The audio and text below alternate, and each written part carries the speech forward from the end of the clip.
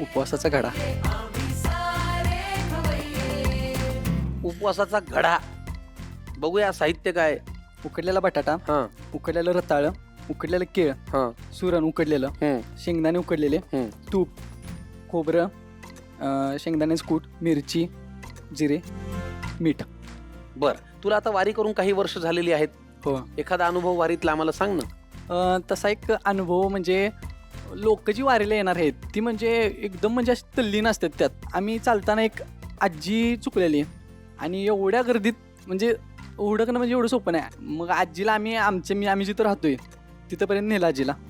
मग आजीला सगळं विचारलं की आजी तुम्ही कुठलं, नंबर आहे का, घरातल्यांचा कोणाचा नंबर आहे का, किंवा तुमचं नाव काय, नाव वगैरे सांगितलं, दिंडीचं नाव सांगितलं.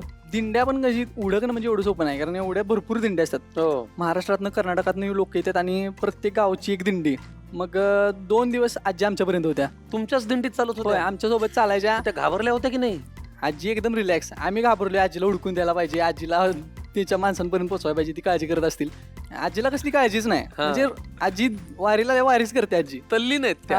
हा. आणि आम्ही तर उडकतोय सगळ्यांना. मग ज्या वेळेला माऊलींचं आरती असत्या प्रत्येक तळावरती, मग त्यावेळेला सगळ्यांना म्हणजे तुमचं काय हरवलंय, वस्तू हरवल्यात किंवा कोण हरवले ती सगळी सांगतात तिथं. मग त्यांच्या दिंडीचं नाव सांगितलं, त्यांचं नाव सांगितलं, मग ती लोक आलीत, त्यांना घेऊन गेले. म्हणजे त्या खऱ्या अर्थाने वारी करत होत्या. जिथं आपलं चित्त, ध्यान सगळं हरवून आपण विठ्ठलासाठी चालायला लागतो, ती वारी. वा, फार छान. चला घडा करूया पूर्ण आता. काय करायचं घडा करताना? पहिल्यांदा आपण एक पॅन घेऊ. पॅन, त्यामध्ये तूप गरम करून घेऊया. बर. आधी काय? तूप घालूया. बस, तूप गरम झालंय. काय घालूया याच्यात पुढे? जिरं टाका, अजून हलूया ती. जिरं घातलं आपण. आता काय घालायचं? हिरवी मिरची. आता काय घालूया? शेंगदाणे, उकडलेले शेंगदाणे. हा पदार्थ कोणी शिकवला तुला? हा, मावशीनं. मावशीनं? होय. रताळ वाला.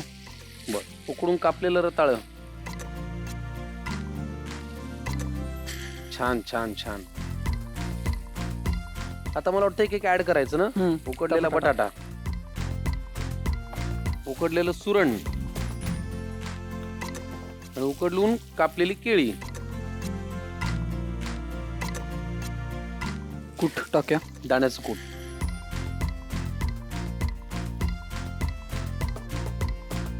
आता काय राहिलं घालायचं? मीठ थोडंसं द्या.